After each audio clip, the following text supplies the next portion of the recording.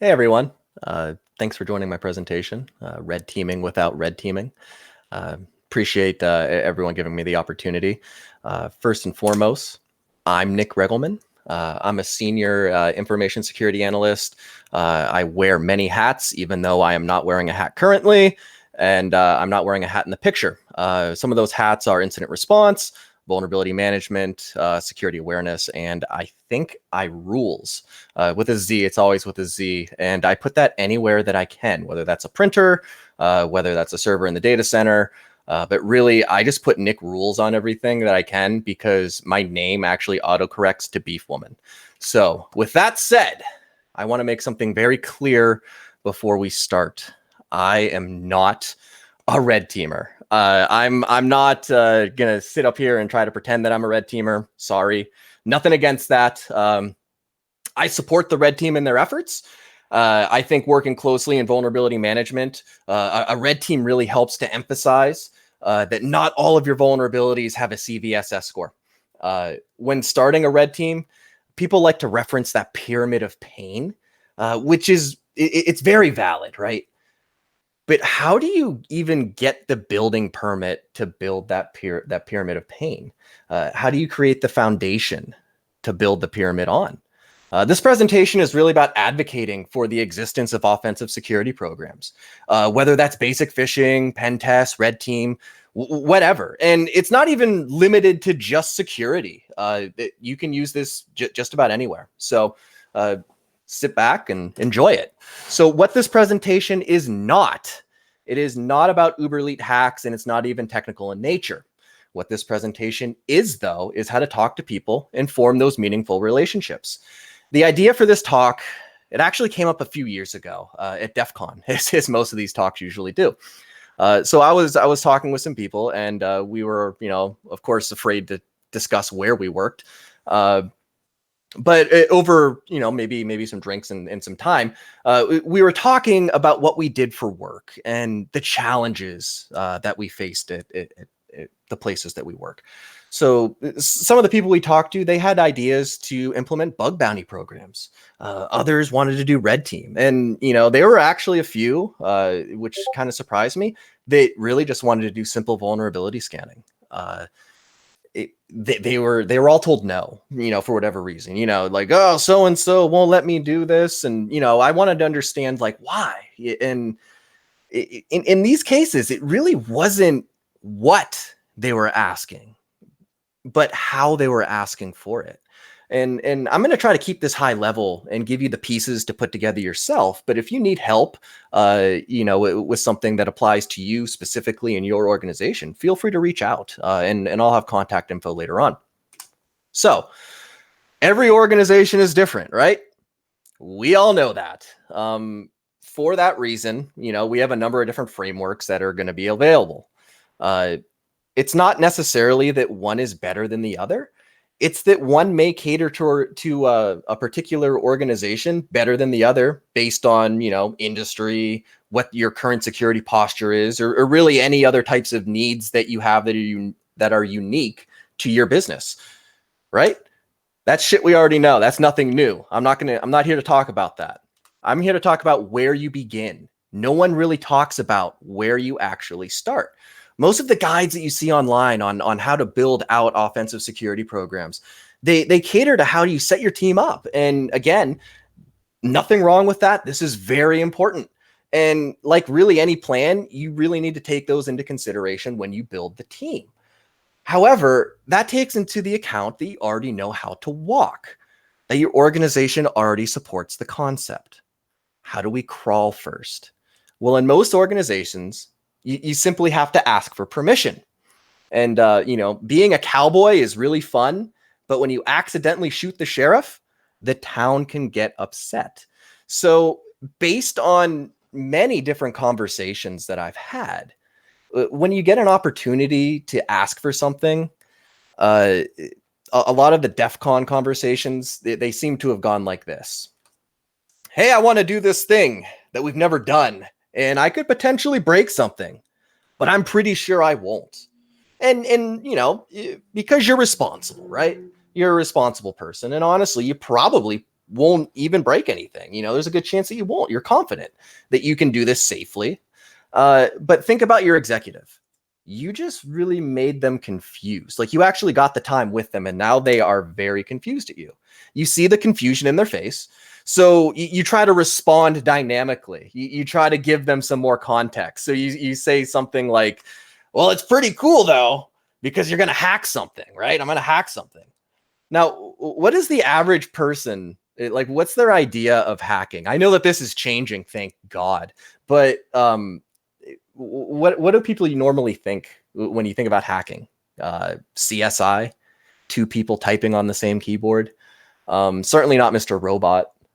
So it pretty much it's what they see in the movies, right? That's normally what they think of in hacking. So you hurry up and add in, but it's not like how they do it in the movies.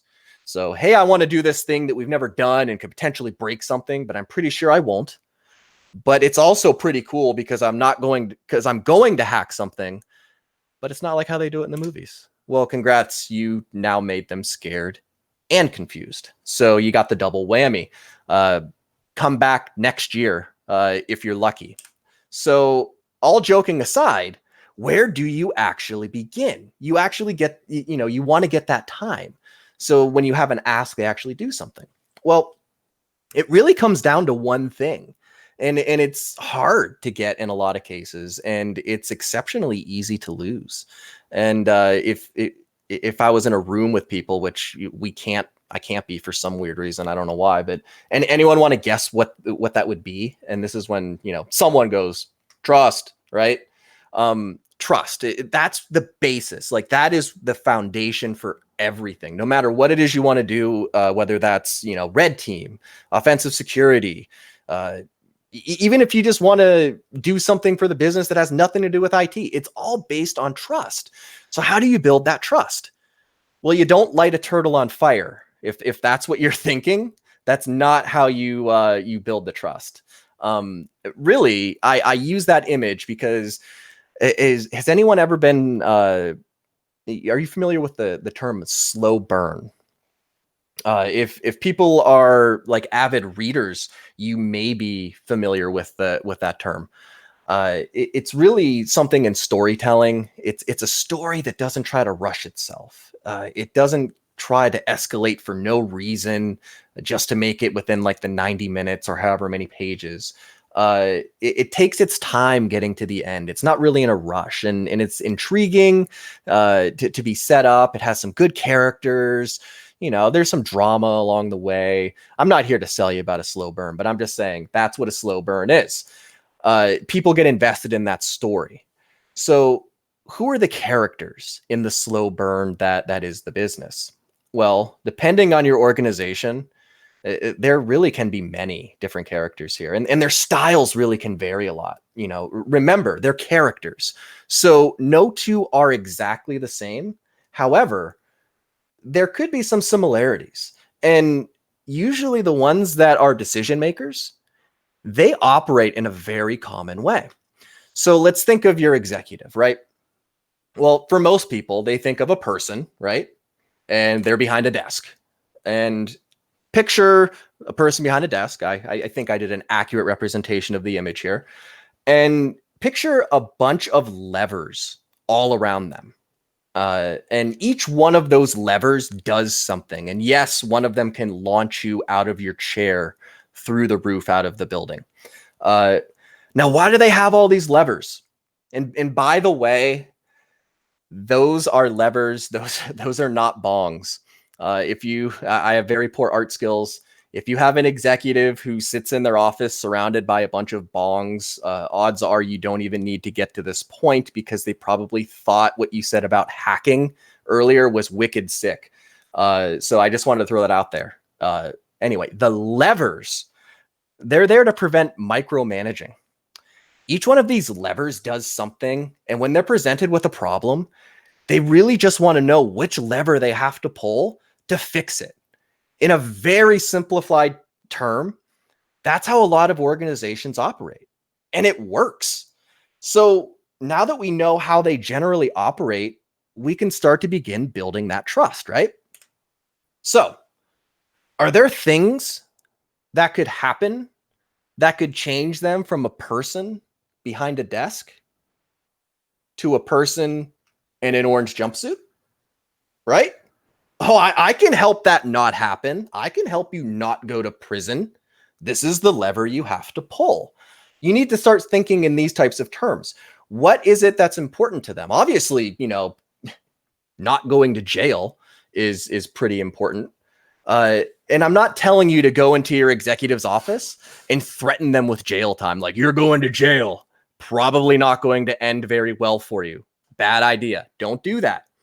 Think of opportunities, though, where you're able to interact with a person who's a decision maker. Maybe they're not even an executive. Maybe they're a mid-level manager. It doesn't matter. You need to begin building this trust at different levels. So you're not even that person that gets to talk to them. Find out who that person is. Talk to them. Gather data for whatever problem it is that you're trying to solve, and start small with that. Oh, do you do phishing campaigns? If not, you really should, because if you don't know your company's click-through percentage, I'm willing to bet that there's someone else out there who does. What's that? How are you supposed to know what problems they want to solve or what they're concerned with aside from going to jail? We're all hackers here, right? At least at heart. You should know the answer to this. How do you know? Like, what do they read? What are they reading? Wall Street Journal, Business Insider, Forbes. They have a list. I don't know anything about it. I'm not advocating for whether any of these businesses or publications write good articles about InfoSec or even how accurate they are. All I'm saying is whatever these types of publications are talking about is really what these executives are reading. So that's what's on their minds. That's what they're concerned with. You want to start a phishing campaign? Find an article from something that you know that they're reading and share it with them via email. Add some context. Interesting article about phishing. Have we thought about conducting a campaign to see where we are at? Don't just share that with them because that's weird. There's a couple managers in between. What you're going to want to do is you're going to want to share that with your team as well. The more people who you make aware, the more informed they are, and you're going to be creating those dialogues. I'm not saying spam them with articles every day or every week. Just when there's something that can kind of get those juices flowing, send it over. Remember, it's the slow burn. It's not something that happens overnight. You're establishing that dialogue and you're establishing that credibility. Start letting them know, oh, Nick reads the same stuff that I read. I like him. I'm going to listen to his crazy idea. Like, that happens. So use that to your advantage. So with that, it kind of brings you into one of my favorites. And this is what I call the illusion of choice. And you can use this in so many different ways. And odds are you probably do it now to some degree. So when I started my career, I worked in the IT help desk for a few different companies. And if you're starting out in the industry, like if you want to get into security, offensive security, anything like that, it's very broad.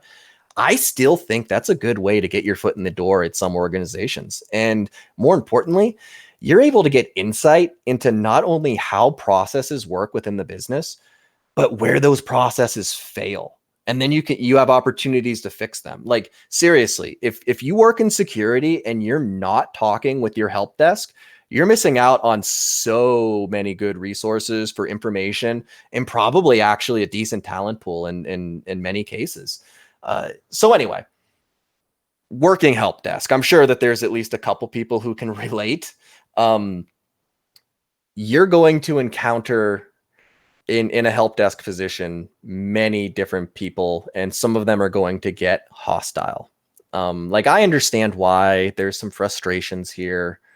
It doesn't make it right. I'm really big on treating people with respect, and berating people over the phone just isn't the proper way to do it. But anyway, it happens. And it happened to me rather quickly, and anywhere you go. So I created what I can really only describe as a coping mechanism uh, that I call the illusion of choice. And really what this is when you present someone with multiple options. Now, if you're good at this, you present the options in a way that makes it very obvious what the correct choice here is. And the second best choice should also lead you to the same outcome as the first choice. However, just be prepared to implement any choice that you offer them. So be careful. Don't make it a choice of putting a clear dome over a city. Probably not a good option. So, how does this work? Here's an example. This is Bob. Now, Bob has a problem with his email client, right? So he calls the help desk, and he gets me or you, whoever you're envisioning in this scenario. So me or you answers the call, and after a minute or two, he's describing his problem, and you figure out that based on what he's talking about, it really just sounds like the Outlook database is corrupted, and you really just recreate the profile and download everything. It's done. Now Bob doesn't like to be told what to do for whatever reason. It doesn't even matter why he doesn't like to be told what to do. He just doesn't matter why. So how do you actually do this? Well, this is how I would respond, because this is someone who, I ain't doing that. Hey, Bob, checking into this, we have a few different options here. The first here is I can just connect in. I can recreate your email profile.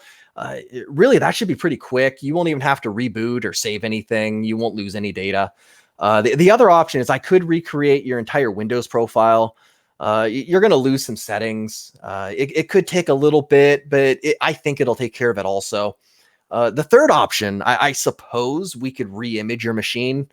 That might take a week or so, and if there's probably going to be some approvals and hoops to jump through, so I don't recommend going that route unless we have to.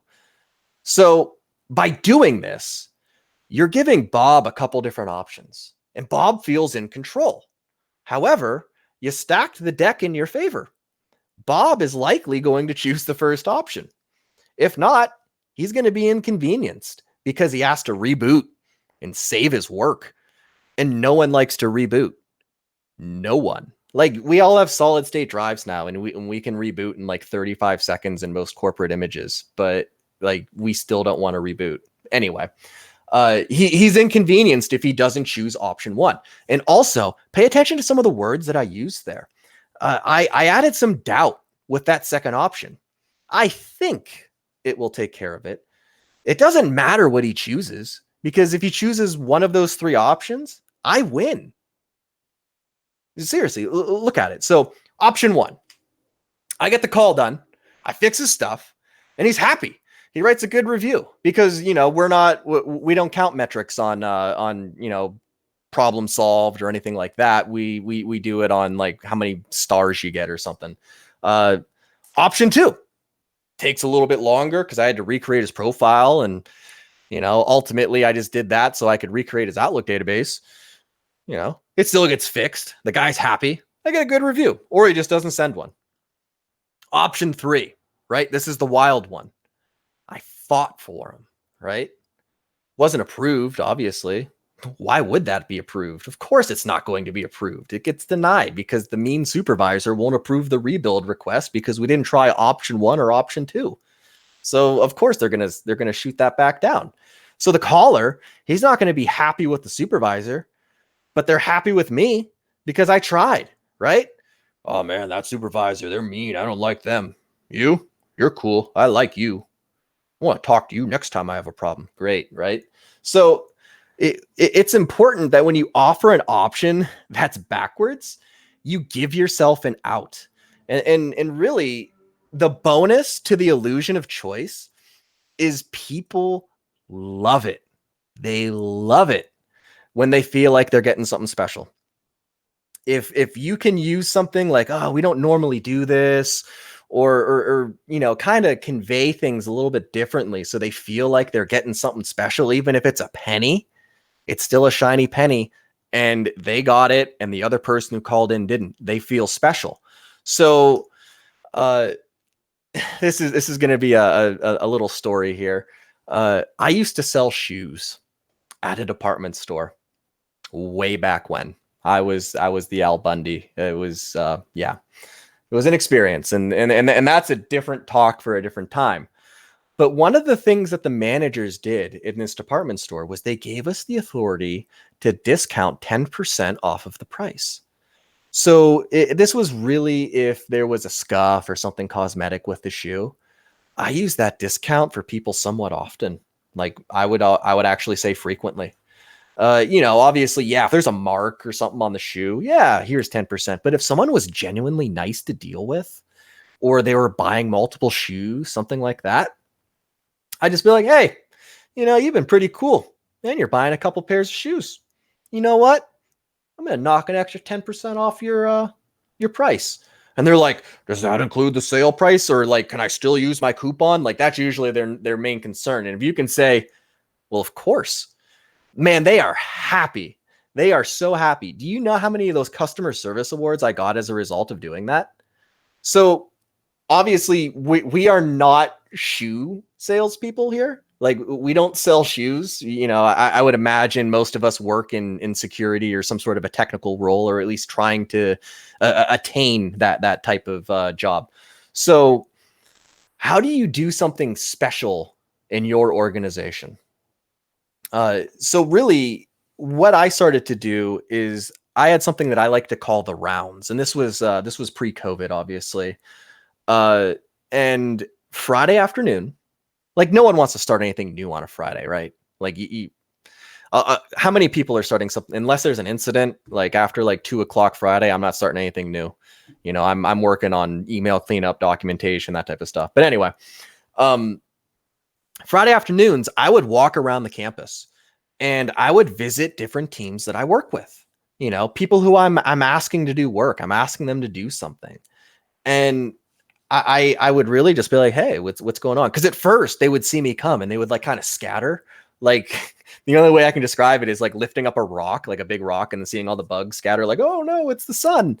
That's what it was. Like, oh, we better scram Regelman's here. But after a while, like they found out that I wasn't showing up to try to give them work. I was just showing up to talk to them. Hey, what's going on? Just to BS with them a little bit. And you might be like, you walked around and BS'd with different teams instead of doing work. Yeah, you'd be surprised how much work I get done. So we would end up having these like impromptu meetings. I would just be like, oh, wow, what are you guys working on? Or, what's a problem you guys have? And we would just talk about different things that they're thinking about. And we would end up like bolting security on really early in their processes and actually improve our overall posture just by walking around on a Friday afternoon, talking to different teams. So people liked this because they didn't associate me with work as a result. Remember, like you come home, you have a dog and your dog's real excited to see you when you come home, probably because you're a good person. He's probably going to be let out and maybe they're going to get fed. So they're very excited to see you when they come home. They associate you with happiness, right? Same thing happens at work. If you are just hammering people with work, making their life difficult, people aren't going to like you and you're going to have a hard time winning them over. So if all you do is create work for other teams, it's important, very important that you do something to keep the relationship in a good balance. Do you have any pizzas I've bought in the past 2 years that weren't for me? It'd be a lot more if they were for me because I really like pizza. It's my password. But it like if your team is doing a bunch of like pen test remediation work, here are some pizzas. Thanks for your work. Or because they're not going to associate with work. They associate with something positive, like pizza, right? So this extends even past the Friday workaround. So one of the things that I would do is we would have a gym, and if you have a gym, when you're able to go back into the office, I encourage you to join that gym at at work because it really helps with stress. And more importantly, if you start taking some of these classes, you can meet people on the business. And after a couple weeks of sweating it out and just suffering with these people, you're equals. Like, it doesn't matter what your job role is. It doesn't matter what you do.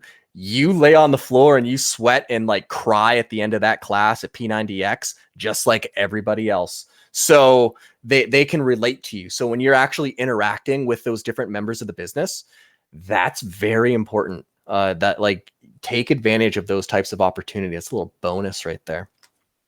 So when you put this all together, look at the slow burn. That's trust is the fundamental driver of everything. It's a slow burn because it must be genuine to be effective. You're not going to build trust overnight.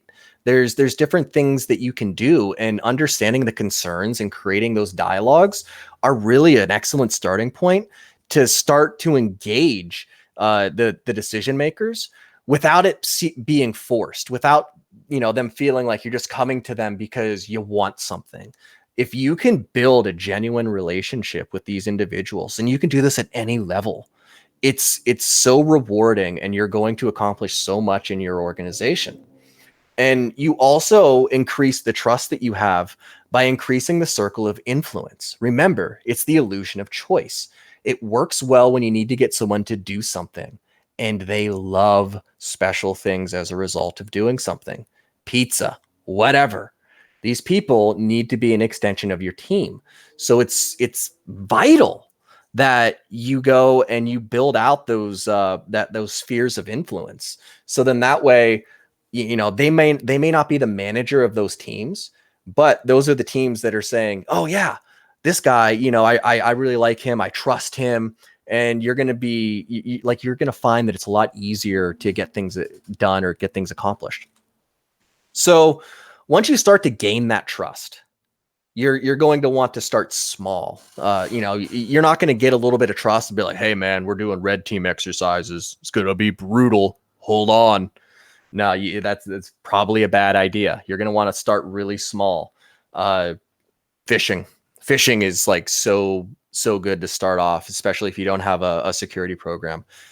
You do phishing already, then you're probably further along. And they may have some general security acceptance, your executives. So why not do a password audit at that point? Excuse me. The other thing is, words matter, especially now. Red team might be a bad word where you work at your organization. There may be negative associations with the term red team. Should there be? No, there shouldn't. But some people, they think of that as an attack team, which, I mean, by definition, it is. So if you can't use red team, or it makes people feel uneasy because it's really conservative, why not call it something else? Can't use red team? Controlled attack program, right? It's controlled because it's in the name. I wouldn't put it in the name if it wasn't controlled. So you're telling them at that point, oh yeah, that's not a red team. That's CAP. That's a controlled attack. Everything is controlled. Nothing's going to break, because that's their fear, breaking the business.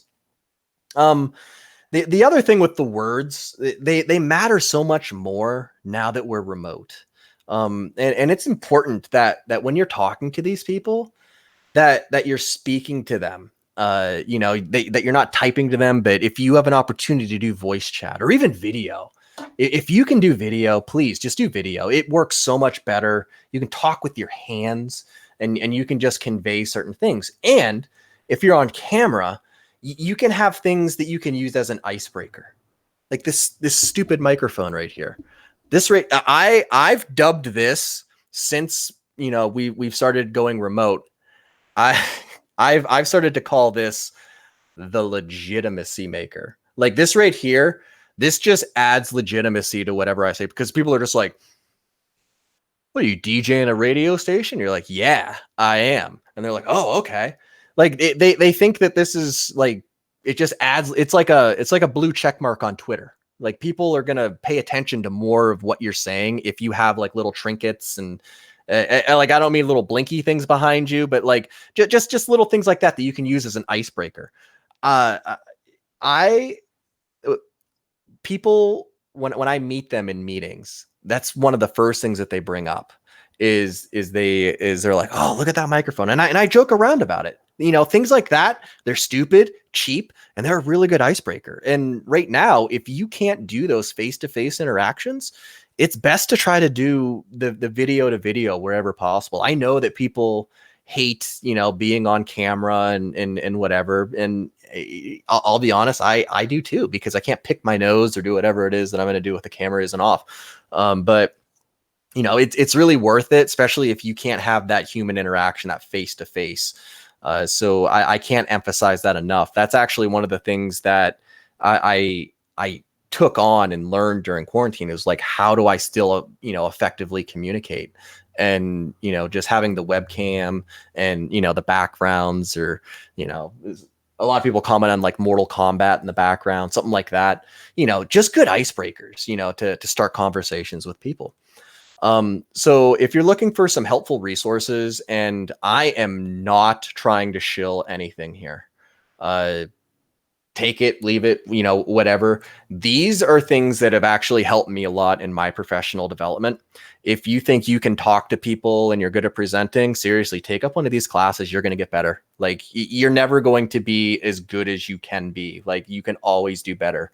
Gaining that trust and expanding my professional network, both of these these books really helped to do that. It might be kind of a bad example because we're sort of in a pandemic, but like the win friends and influence people. I know that class right there, you were giving presentations on just about anything, multiple times, like twice a week. And then the 21 irrefutable laws of leadership with John Maxwell, those are things that you can take with you and you can use no matter what it is that you want to do. Like, I cannot emphasize those two resources enough. They're tremendous. So with that, I just really laid out some of the fundamentals for you, to put things together for what fits best in your organization. If you want to talk about what fits right, for you, send me an email, or send me a message on Discord. I play a lot of games. Let's play some games and talk about security. I want to help you get better. I want to help you build out your program. Everyone's going to be different. Everyone's going to face different issues. There might be some similarities, and if I can help in any way, seriously, reach out to me. That's that's my Discord, the pound 1337. That was auto assigned. I definitely didn't pay money to get that by any means. So with that, thank you everyone for taking the time to listen to me ramble, and look forward to hearing from you.